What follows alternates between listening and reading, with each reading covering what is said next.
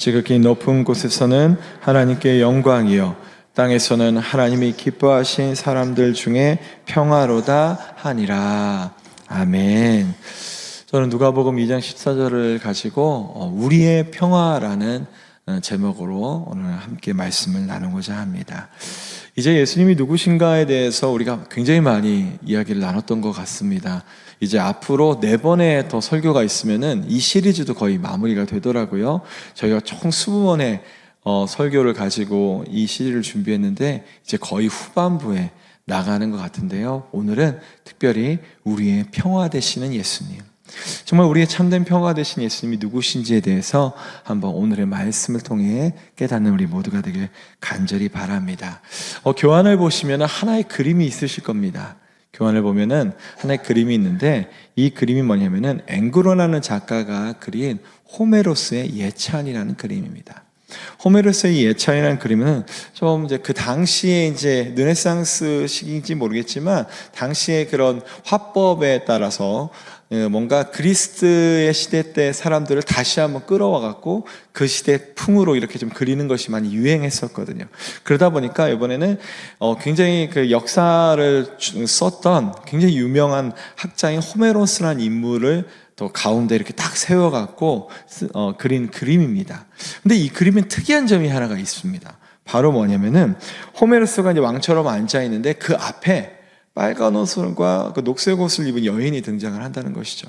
약간 붉은색 계열에 있는 여인이 그림에서 잘 보이지 않지만 그 왼쪽에 칼이 있습니다. 뭔가 칼이 이렇게 놓여져 있고요.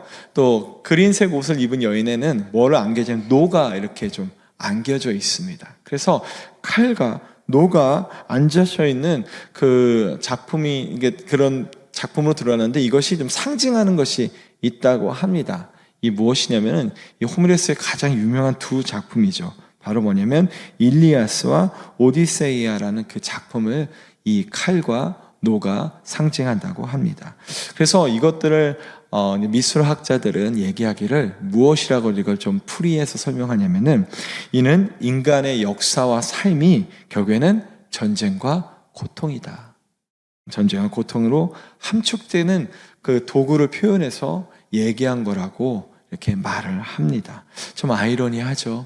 인간의 역사서를 기록한 그 역사학자를 중심으로 낸 그림에 나타낸 어떤 숨겨진 의미가 바로 인간의 삶과 역사는 교회는 어떤 전쟁과 고통의 순환이라는 것으로 얘기하는 것이 참 아이러니한 것 같습니다.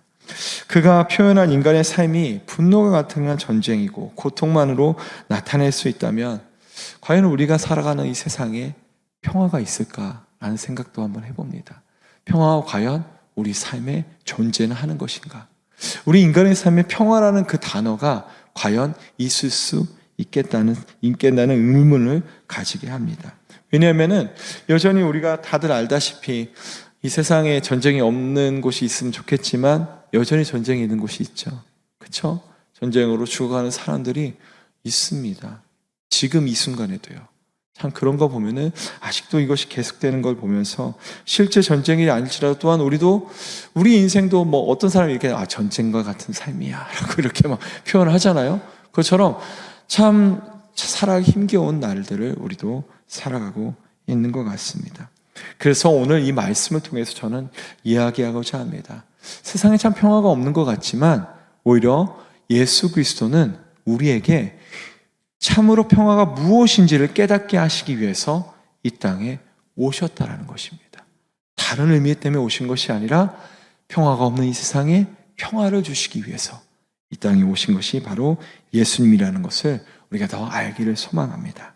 오늘 읽은 말씀과 포함해서 누가복음 2장 12절부터 14절까지의 말씀을 교환해 적어 놓았는데요. 제가 한번 읽어드리도록 하겠습니다.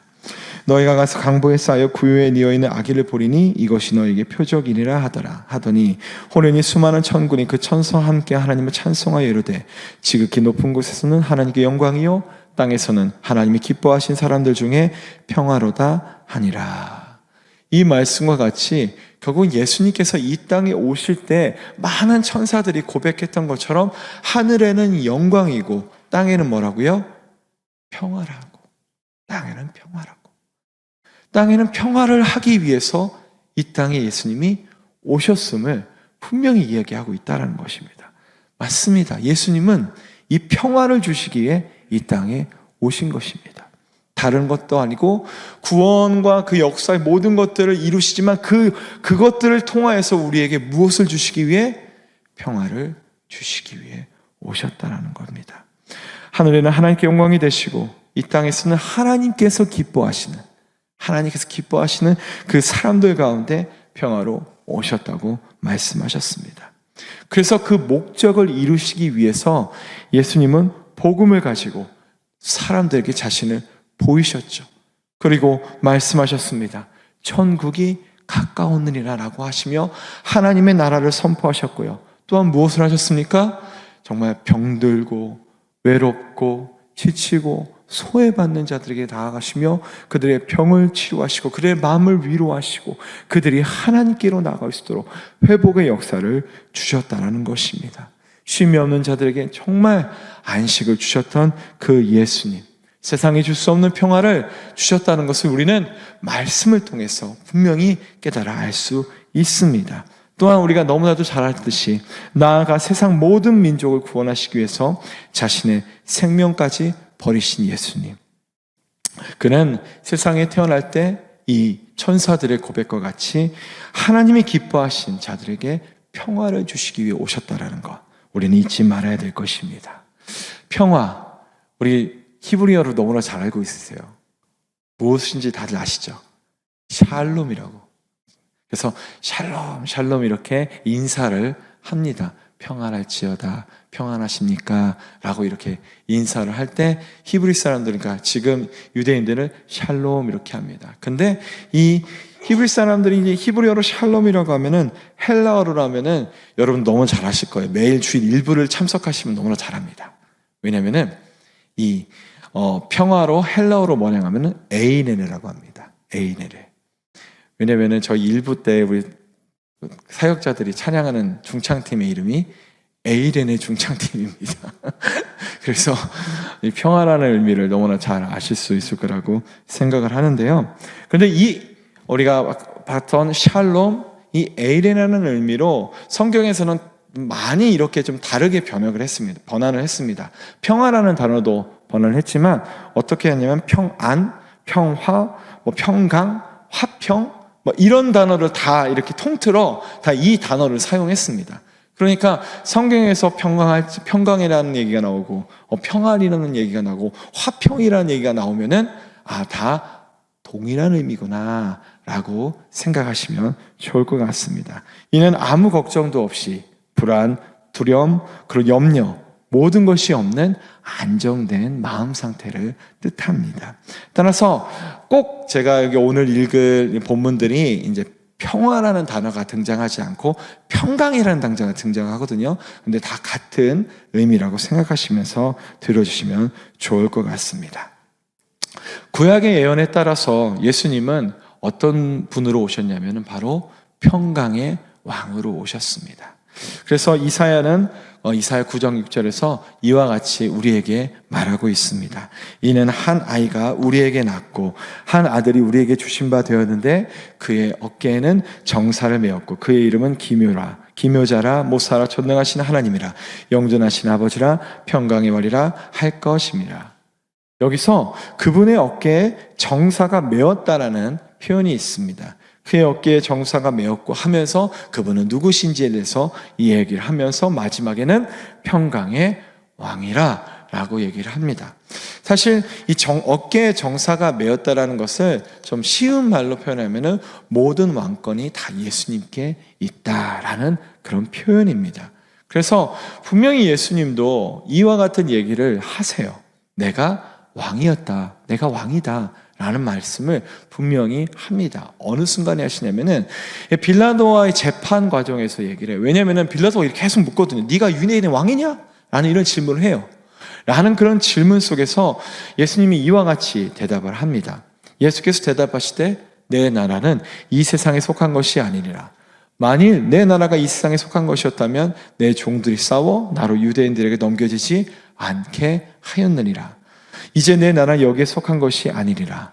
그래서 빌라도가 묻죠. 그러면 내가 왕이 아니냐? 예수께서 대답하시되 내 말을 같이 내가 왕이니라. 내가 이를 위하여 태어났으며 이를 위하여 세상에 왔나니 곧 진리에 대하여 증언하려 함이니라. 무릇 진리에 속한 자는 내 음성을 듣느니라 하신대 라고 이렇게 얘기하세요. 그래서 분명히 뭐라고 얘기하시죠? 내가 왕이다. 내가 왕이다.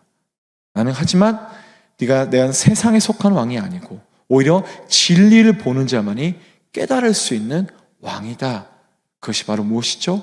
평강의 왕이신 것이죠. 평강의 왕으로 이 땅에 오신 예수님. 세상에 이 나라를 속한 그런 것들을 다스리는 것이 아니라 빌라도의 무릎 앞에서 주님은 말씀하시죠. 자신은 왕이며 진리를 증언하기 위해 이 땅에 왔다라는 것. 그 진리가 무엇입니까? 그 진리가 무엇입니까? 바로 어떻게 보면 복음의 역사겠죠. 이 세상 모든 것들을 구원하시기 위해서 하나님께서 나를 이 땅에 보내셨고 나를 죽임으로 말미암아 누구를 구원하기 위해서 세상 모든 죄인들을 구원하시기 위해서 오셨다는 그 진리의 말씀. 그 말씀을 아는 자만이 누구를 알 수 있죠? 평강의 왕인 예수를 알 수 있는 거죠. 그러니까 빌라도는 모르는 거예요. 그 진리를 모르니까 계속 네가 왕이냐라는 그 질문 속에서 꼭 동문서답하는 예수님의 그 말에 이해하지 못하고 있는 것이겠죠. 왜? 진리를 모르기 때문에. 하지만 우리는 알 수 있습니다. 우리는 구원받은 사람들이기 때문에 그 진리를 아니까 예수님이 누구신지 아시죠? 평강의 왕이신 것을 우리는 분명하게 알 수 있다는 것입니다. 그래서 예수님은 결국에는 그 죄를 용서하심을 통해서 무엇을 통한 평화를 주셨냐면은 하나님과의 무너진 관계를 회복하시고 그 무너진 관계가 이제 회복되어 우리가 누구와 함께 있다? 하나님과 함께 있음으로 말미암아 하나님이 주시고자 하는 그 평화, 그것들을 우리에게 주시고자 오셨다는 것입니다. 그래서 예수님은 무엇도 감당하셨습니까? 징계를 친히 받으셨다는 것이죠. 우리에게 평화를 주시기 위해서 징계를 친히 받으신 주님. 계속해서 이사야 선지자는 얘기합니다. 그가 찔림은 우리의 허물이요 그가 상함은 우리의 죄악 때문이라. 그가 징계를 받음으로 우리가 평화를 누리고 그가 채찍에 맞음으로 우리가 나음을 입었도다 말씀하시는 거죠. 결국 예수님의 그 징계가 무엇을 위함이라? 우리의 평화를 위함이라는 것이었죠. 그래서 주님은 그 징계를 당하시기 위해서 십자가를 선택하신 것입니다. 자신이 받을 징계를 그냥 마땅히 여기셨어요. 왜? 내가 징계를 받아야 누가 평화를 누린다고? 예수 그리스도를 믿는 모든 이가 평화를 누리기 때문입니다. 우리가 평화를 누리기 위해서 주님은 그 길을 선택하셨다는 것입니다.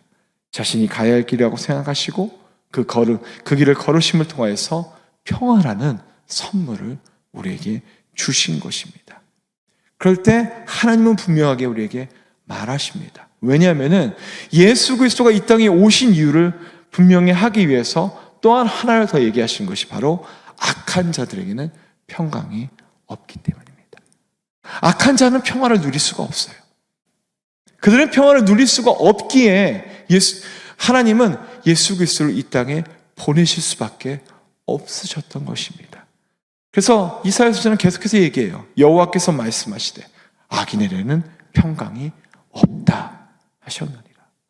악인에게는 평강이 없대요. 어떠한 평안 간식도 누릴 수 없다라는 것입니다. 여러분 요새 막 TV 프로그램에 막 범죄에 관련된 그런 거 많이 나오잖아요. 그렇죠? 거기서 나오는 것들을 보면은 범죄자들이 굉장히 막 사람 죽였다고 막 해외 다니고 막 기쁘고 다니고 그런 사람들이 많습니까? 아니죠. 다들 자신이 행한 그 범죄 때문에 두려움을 느끼고 살아가고 있죠. 한 예로 사이코패스와 같은 사람이 아니고서는 그런 정말 그런 감정적으로 사람을 죽이는데 서슴지 않은 사람들 제외하고는 오히려 사람이라면, 인간이라면 뭔가 자신이 범죄를 했을 때 불안과 두려움을 느끼게 됩니다. 한 연구에 의하면요, 범죄자들이 공통적으로 갖는 4가지 심리가 있다고 합니다. 4가지 꼭 동일한 심리 현상을 나타낸다고 해요. 첫째로 그것이 무엇이냐면은 범죄를 저지르면 항상 어떤 심리를 가지냐면 나는 완전 범죄를 했을 거야 라는 그런 심리를 가진다고 합니다. 다들 그런 마음으로 범죄를 저지르나 봐요. 하지만 범죄를 하자마자 두 번째 공통된 심리 현상으로 무엇을 느끼냐면은 바로 내가 범행을 했구나. 이 범행으로 인해서 두려움을 가지게 된다는 것이죠. 그리고 세 번째로 가지는 그들의 몸은 교도소에 가면은 꼭 이렇게 합니다. 나는 범죄를 저질 수밖에 없는 내 인생이었어. 내 환경이, 내 삶이, 내 주변의 어떤 사람이 나를 이렇게 만들어 버린 거야 라고 하면서 자신의 범죄를 합리화한다고 합니다. 하지만 더 나아가 마지막으로 네 번째는 출소를 앞두면은 이런 또한 두려움에 사로잡힌다고 합니다. 또 다른 범행을 하지 않을까? 다시 한번 이 범행을 내가 재현하지, 그러니까 또다시 행하지 않을까라는 그런 두려움에 사로잡힌다고 합니다. 반복적으로 보면은, 적으로 우리가 이걸 또 봤을 때, 우리가 보면은 범죄자들은 결국 그 범죄함을 통해서 두려움을 느낀다라는 것, 우리가 알 수 있습니다. 하나님 말씀과 같은 것 같아요. 그래서 악인들에게는 무엇이 없다? 평강이 없다. 평강이 없다. 악인들에는, 어떤 악한 자들에게는 평강이 없기에, 어떤 평화도 없기에, 그 문제를 해결하지 않고서는 그들에게는 참된 안식이 없다고 말씀하십니다. 그래서 예수님이 오신 것입니다. 평강의 왕 되신 예수님. 우리도 세상에 나가는 그 범죄를 저지르지 않으셨다 할지라도 우리도 다들 고백하지 않습니까? 주님, 저는 죄인입니다. 주님, 전 죄인입니다. 죄 가운데 거하면 우리에게는 결국 평화가 없다라는 것입니다. 평강이 있을 수 없는 것이죠. 그 평강이 없는 곳에서 우리는 살아가고 있는 것을 보시며 그 죄의 문제를 해결하시려 누가 오셨다? 예수님이 오신 것입니다. 모든 자들에게 평화와 평강을 주시기 위해서. 그래서 이 사실을 알고 있는 우리가 세상에서 예수님이 주신 이 평화를 누리기 위해서, 그럼 과연 우리는 무엇을 해야 될까? 평화 누리고 싶잖아요. 예수님이 우리에게 허락하신 그 평안을 누리면서 우리가 살아가고 싶잖아요. 그럼 우리는 과연 무엇을 해야 될까? 사실 말씀에 무수히 많이 나타나고 있습니다. 정말 많이 나타나고 있지만 그 중에 저는 세 가지만 여러분과 함께 나누고자 합니다. 첫째로, 우리는 심지가 견고해야 합니다. 우리의 심지가 견고해야 됩니다. 계속해서 이사야 말씀을 좀 더 보면은요, 이사야 26장에 이렇게 표현되는 말씀이 있습니다. 주께서 심지가 견고한 자를 평강하고 평강하도록 지키시리니 이는 그가 주를 신뢰함이니이다. 다시 한번, 주께서 심지가 견고한 자를 평강하고 평강하도록 지키시니 이는 그가 주를 신뢰함이니라. 이걸 쉬운 말로 말씀하면은 하나님께서 주를 믿고 따르는 사람들에게 참된 평화를 주신다라는 의미입니다. 심지가 견고하다는 것을 좀 원어적으로 조금 더 우리가 보면은, 우리가 그냥 심지가 견고하다는 그 의미를 다들 그냥 알고 계시겠지만, 더 뭔가 원어적인 해석을 좀 더 들어가 보면요, 이게 마음이 요동하지 않고 언제나 일관되게 하나님만 의지하는 마음이라고 합니다. 어떠한 것에서도 흔들리지 않고 그냥 일관적으로 하나님만 바라보는 그런 마음 상태를 말한다는 것입니다. 특별히 이 히브리어로 이 심지라는 것에 해당되는 것이 예체르라는 이 단어인데요, 이것이 특별히 동사에서 왔던 그 명사 형태입니다. 왜냐하면 거의 히브리어는 거의 동사형이거든요. 이 동사형에서 이 명사로 오면서 나타난 단어인데요, 원래는 이 예체라는 의미가 형성하다는 의미래요. 형성하다. 근데 이게 명사로 오면서 어떻게 뜻하게 되냐면은 우리에게 형성된 뭔가 계획이나 의향이나 목적을 말한다고 하는 것입니다. 그러니까 우리 안에 뭔가 형성이 이게 된 그런 내 생각, 의향, 내 목적들이 어떤 것으로 인하여서 흔들리지 않고 무엇만 바라본다? 하나님만 바라보게끔 나간다는 것입니다.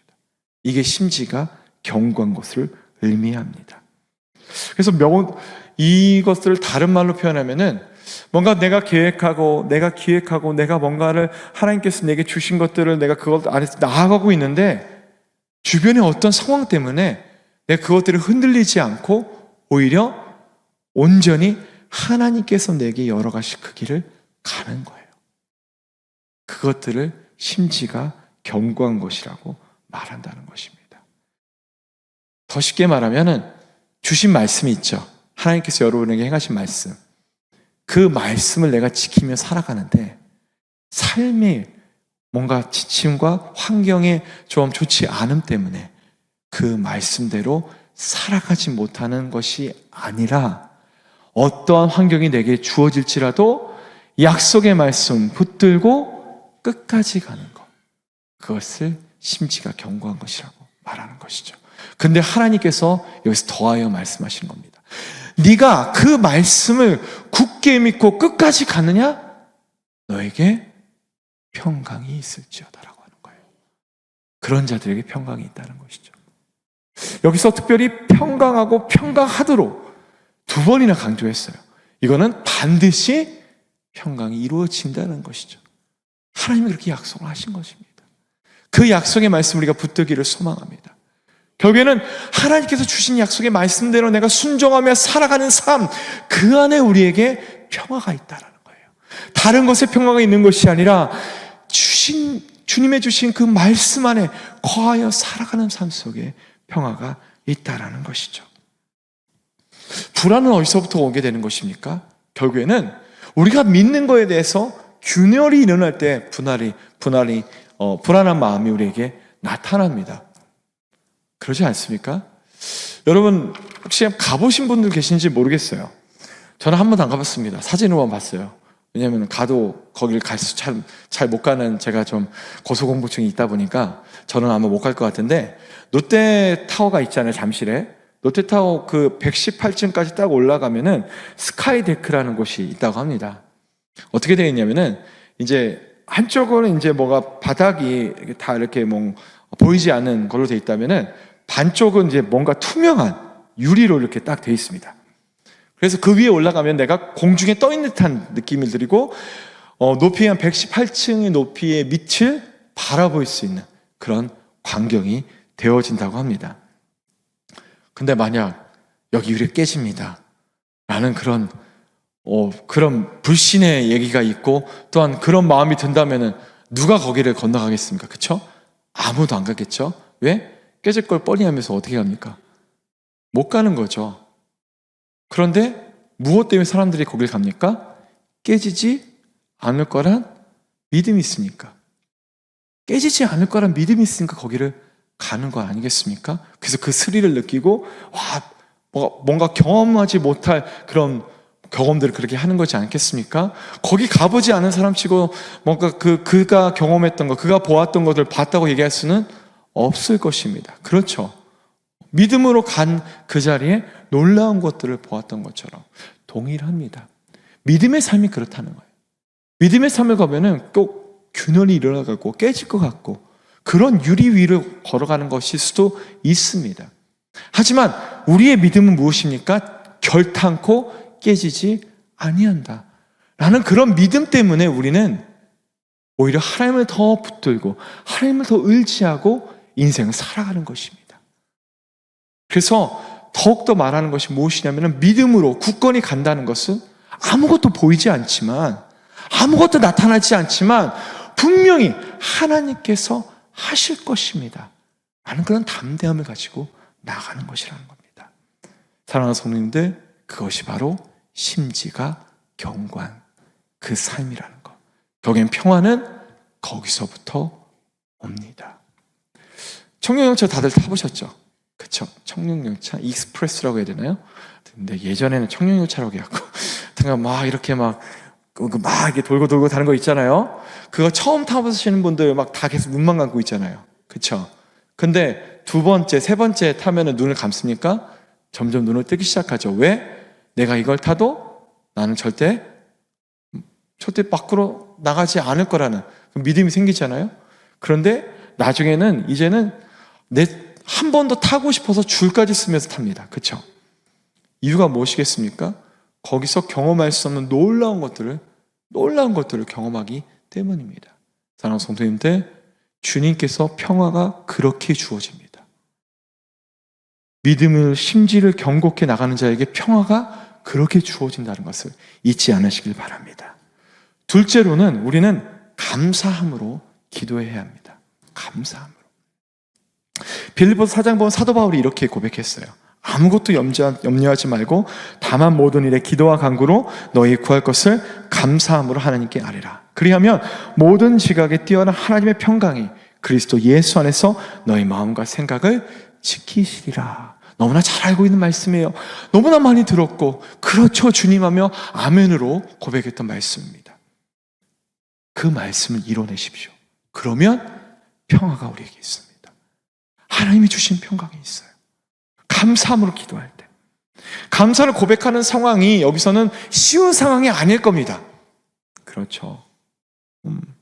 하나님의 평강이 그리스도께서 우리 마음을 지켜주신다는 그 마음이 결국에는 우리가 맨날 감사하는 상황이었다면 너무나 쉽게 다가오겠지만, 오히려 제가 말하는 감사하며 기도해야 된다는 이 말씀은 그렇지 않은 상황일지라도, 감사가 나오지 않은 상황일지라도 감사하며 기도하며 나갈 때 놀랍게도 우리에게 평화가 다가온다라는 것입니다.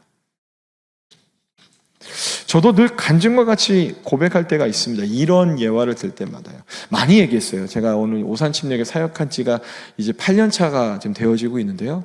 그 안에서 뭐 설교를 한두 번 하진 않지 않겠습니까? 설교 때마다는 얘기하지 않았지만 그래도 제가 이 감사의 내용을 얘기할 때마다 빠지지 않는 저만의 예화입니다. 왜냐하면 그 경험이 저에게 너무나 큰 경험이었고 제 인생을 좀 변화시킬 만한 큰 경험이었기 때문에 항상 감사의 얘기를 할 때마다 얘기를 하는 것 같습니다. 제가 호주 유학하는 시기 때 경험했던 것인데요. 호주 유학을 했을 때 뭔가 준비를 많이 하고 가진 않았습니다. 원래 준비를 많이 하고 가시잖아요. 다들 유학 가면 어느 어학도 준비하고 가고 현지 상황도 막 준비하고 가는데, 그때 저는 이제 그냥 가고 싶다는 마음, 그 한 마음만 가지고 뭘 그렇게 아무것도 두려워하지 않았는지, 진짜 아무것도 모르는데도 거길 가서 그냥 가면 되겠지라는 생각에 갔어요. 근데 영어가 잘 되지 않은 상황에서 가니까 제가 1년 동안 이제 어학원을 다니면서 공부를 하기 시작했습니다. 왜냐면은 영어 점수가 나와야 제가 원하는 대학에 갈 수 있는 상황이 되었거든요. 그래서 유학원을 통해서 이제 많은 것들 다 준비해서 영어 점수만 딱 나오면은 학교를 들어갈 수 있는 것이었어요. 제가 보았던 시험은 토플과 좀 다릅니다. 토플은 이제 미국에 있는 학교를 들어가는 그런 점수였다면은 이제 호주나 영국 쪽은 IELTS라는 것을 준비해서 갑니다. 이게 10점 만점이긴 하는데 이게 점수 맞기가 굉장히 어려운 부분입니다. 당시 토플에서는 없었던 시험이었고요. IELTS 같은 경우는 이제 4가지 영역을 보는데요. 리딩을 보고, 그 다음에 라이팅, 그러니까 쓰기를 보고, 말하기를 보고, 듣기를 봅니다. 이 4가지 영역을 다 봐요. 그래서 4가지 영역의 총점을 봐서 평점을 냅니다. 그거를 가지고 점수를 하는데, 저에게 요구했던 점수가 6.5였어요. 6.5 점수를 받으면 저는 제가 원하는 대학을 갈 수 있었습니다. 근데 6.5가 어느 정도 수준인지 잘 모르시잖아요. 아이고, 뭐 10점 만점에 6.5면 그렇게 큰 점수는 아니겠구나라고 생각할 수 있겠지만, 당시, 그러니까 지금이죠. 당시가 아니라, 사람들에게 뭔가 영어를 굉장히 유창하게, 네이티브, 그러니까 현지 사람으로 될 정도로 가능하다고 그 사람들이 생각했던 점수가 7점이었습니다. 7점을 맞으면은 현지인 수준으로 영어를 하는 거예요. 그러니까 영어가 전혀 불편함이 없고, 공부하는데도 불편함이 없고, 말하는데도, 생활하는데도 전혀 불편함이 없는 게 7점입니다. 그러니까 6.5도 만만치 않은 점수인 거죠. 굉장히 어려운 점수였어요.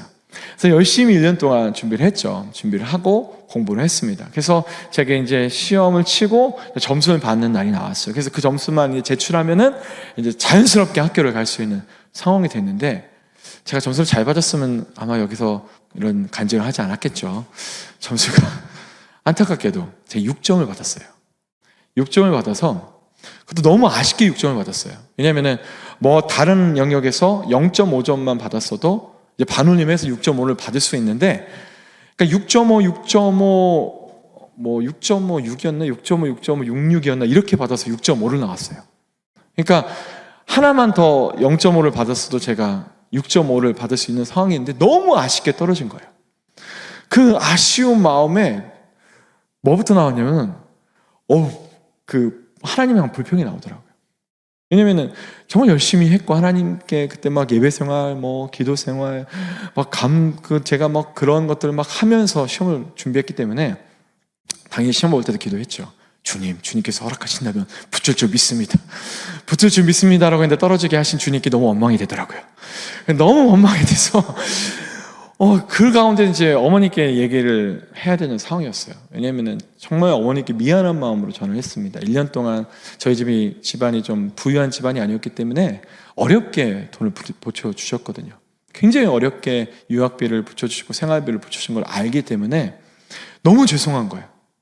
너무 죄송한 마음에 어머님께 통화를 해서 이렇게 나와서 이번에 좀 안 된 것 같아요. 그래서 좀 갈 길이 좀 막막해요 라고 얘기를 하는데 오히려 어머님은 뭔가 탓하시는 것이 아니라 네가 좀 더 열심히 하지 그런 얘기는 한마디도 안 하시고 괜찮아 계속 괜찮아만 연발하시면서 쉬어라 고생했다 그 말만 하시는 거예요. 그 말 속에서 이제 제가 그래도 마음의 위로를 하면서도 위안을 받으면서도 제 마음이 막 무너지더라고요. 그 무너진 생각 어떻게 제가 차를 타고 집에 갔는지도 기억도 안 나요. 그냥 저는 어느 순간 지하철을 타고 있었고 저는 집을 가고 있었고 근데 제 머릿속의 생각은 계속 떠올려. 왜 내가 6점이지? 6.6 계속 6만 떠오르는 거죠. 여기서 벗어나지를 못하는 거예요. 그런데 그 순간 주님께서 주시는 마음이 문득 생기는 거예요. 성현아, 내가 너에게 6점을 주었어. 내가 너에게 6점을 주었다. 그런데 너는 나에게 감사할 수 있니? 내가 지금 너에게 실패를 주었어. 근데 너는 나한테 감사할 수 있니? 라는 마음으로 계속 말씀하시는 거예요. 그걸 듣자마자 제 마음속에는 아니요. 감사 못합니다. 어떻게 감사합니까? 주님 못합니다. 감사가 안 나와요. 감사할 수 없어요. 근데도 계속 그 부분들이 성령 하나님을 통해서 주시는 것 같아요. 성령 하나님을 통해서 계속 부딪히는 말씀. 감사할 수 있니였어요. 감사를 못하는 그 순간에 제가 너무나 실망을 하면서 이제 집에 문을 딱 들어가는 그 순간 뭔가 여기서 해결을 하고 들어가야 된다는 생각이 들어지는 거예요. 저 안에. 그런데 놀랍게도 아주 너무나도 어렵게 제 입술에서 감사의 고백이 나오는 거. 근데 그 감사를 할 때 정말 하나님 앞에 원망 섞인 울음을 흘리면서 제가 감사가 나오더라고요. 그래도 감사합니다. 그래도 감사합니다. 그래서 놀랍게요. 제 입술에 감사가 나왔잖아요. 감사가 나오고 집에 들어가서 침대에 앉아 있는데 갑자기 제 안을 가로막았던 안개와 같은 제 모든 인생의 삶, 이제 어떡하지 막 막막했던 모든 것들이 거쳐나기 시작하면서 보이는 거예요. 내가 정말 가야 될 곳들이 보이더라고요. 내가 6점도 낮은 점수가 아니구나라는 것을 깨닫게 되었고요. 6점으로 갈 수 있는 학교가 보이더라고요. 그리고 그것으로 공부할 수 있는 환경을 열어주셔서 사실은 제가 그 점수를 가지고 제가 공부하고 싶었던 공부를 하게 됐습니다. 오히려 감사부로 나갈 때 하나님이 내게 주셨던 그 평화가 저를 이 자리까지 불러와 주신 줄 믿습니다. 제가 그때 배웠던 걸로 가지고 여러분 이번에 뭐 부활절 칸타타도 보시고 막 제가 음악적으로 준비했던 모든 거 보셨잖아요. 다 그때 배운 거예요. 다 그때 배운 걸 가지고 와서 이렇게 하나님 사역을 위해서 쓸 수 있도록 하나님 저를 인도하신 것입니다. 그것이 다 하나님께 감사의 고백하는 그런 믿음의 고백 앞에 펼쳐졌던 그 참된 평화 때문에 제가 누릴 수 있었던 놀라운 경험이었습니다. 그래서 여러분도 그런 것들을 경험하셨으면 좋겠어요.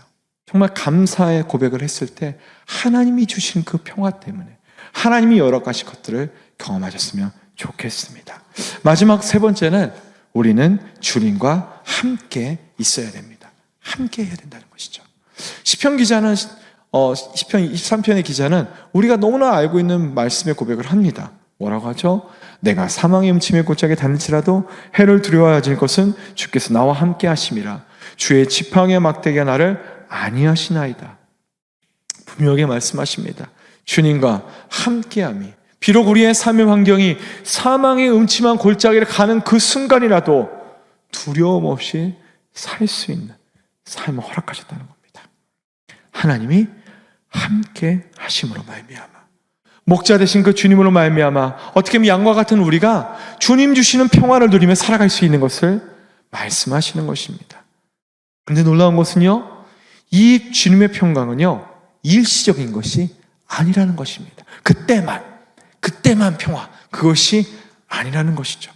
주님이 함께 하심 때 할 때 그 누리는 평화는요, 때마다 일마다 우리가 누리는 평강이라는 것입니다. 그것이 데살로니가 후서에 기록되어 있습니다. 평강의 주께서 친히 때마다 일마다 너희에게 평강을 주시고 주께서 너희 모든 사람과 함께 하시기를 원하노라. 아멘.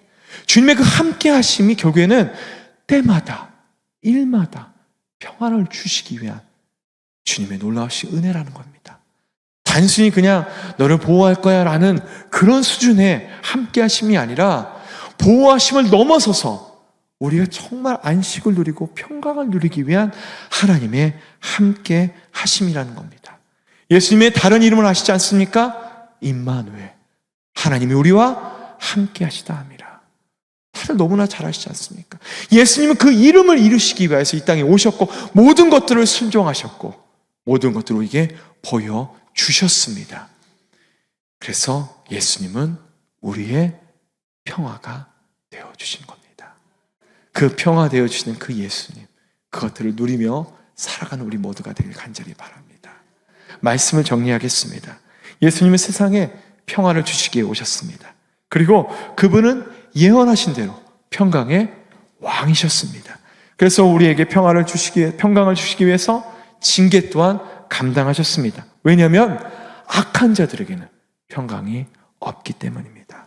우리가 세상 가운데 예수님이 주신 그 평화를 누리기 위해서는 첫째로 심지가 견고해야 하며, 둘째로 감사함으로 기도하는 자가 되어야 합니다. 또한 주님과 함께한 자로 살아갈 때마다 일마다 역사하시는 하나님의 평강이 우리에게 누려질 줄 믿습니다.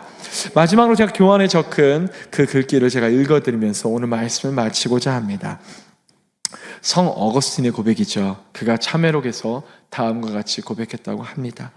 내가 주님의 품 안에 거하기까지는 내 안에 참된 평화가 없었다. 결국에는 그가 예수 안에 머물기 전까지는 그에게는 평안이 없었다는 것입니다. 그가 참회하고 결국엔 주님께로 돌아왔을 때 그는 고백합니다. 이제야 평안하구나. 이제야. 사랑하는 성도님들, 예수로 평안하십시오. 예수로 평안을 누리시고 주님이 주시는 그 평안을 누리기 위해서 항상 믿음으로 살아내는 우리 모두가 되기를 간절히 바랍니다.